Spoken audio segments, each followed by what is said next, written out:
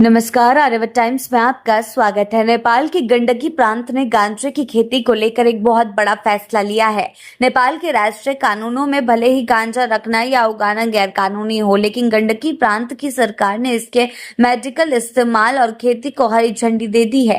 खास बात यह है कि गंडकी प्रांत की सीमा भारत में बिहार के पश्चिमी चंपारण जिले वाल्मीकि नगर के पास लगती है। बिहार में पहले ही शराबबंदी है, ऐसे में नेपाल के इस नए फैसले पर सबकी नजर टिकी हुई है। आपको बता दें, रिपोर्ट्स के अनुसार गंडकी प्रांत के प्रमुख की मंजूरी के बाद ये का नया कानून लागू हो गया है। ऐसा करने वाला गंडकी नेपाल का पहला प्रांत बन गया।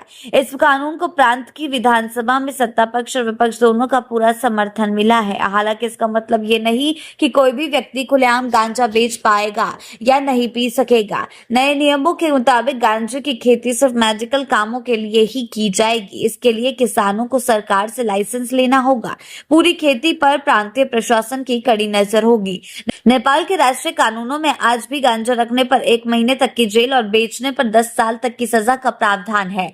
नेपाल में गांजा का नया नहीं है, लेकिन यहाँ ये पौधा के रूप में प्राकृतिक रूप से उगता आया है। नेपाल की संस्कृति और त्योहारों में खासकर महाशिवरात्रि के दौरान भगवान शिव के भक्त गांजे का सेवन करते रहे हैं। नेपाल में 1970 के दशक तक गांजा खुलेआम बिकता था। लोग इसका इस्तेमाल करते थे, लेकिन बाद में अंतर्राष्ट्रीय दबाव के चलते नेपाल सरकार ने इस पर प्रतिबंध लगा दिया। पिछले कई सालों से कार्यकाल के और नेता इसके आर्थिक और मेडिकल फायदों को देखते हुए कानून बदलने की मांग कर रहे थे। बिहार में शराब पूरी तरह बैन है। ऐसे में कई लोग नशे के दूसरे विकल्पों, जिसे सूखा नशा कहा जाता है, की तरफ रुख कर रहे हैं। अब नेपाल के गंडकी प्रांत में गांजे की खेती कानूनी होने से भारत नेपाल सीमा पर तस्करी और नशे के अवैध कारोबार का खतरा बढ़ सकता है। सुरक्षा एजेंसियों को इस पर खास ध्यान देना होगा। भारत के कानूनों की बात करें तो एनडीपीएस एक्ट 1985 के तहत देश में गांजे के फूल और रेसिन चरस पर पाबंदी है।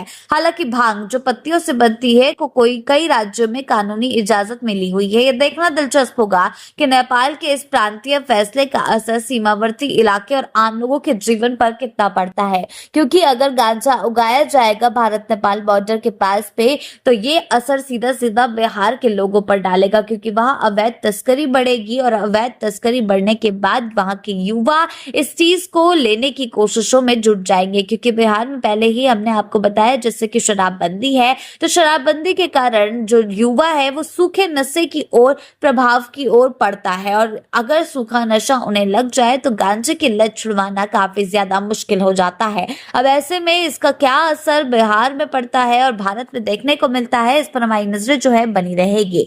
आगे के अपडेट्स के लिए जुड़े रहें आर्यवत टाइम्स के साथ ही चैनल को सब्सक्राइब करना ना भूलें और हमारी फेसबुक और वेबसाइट के साथ भी जरूर जुड़े।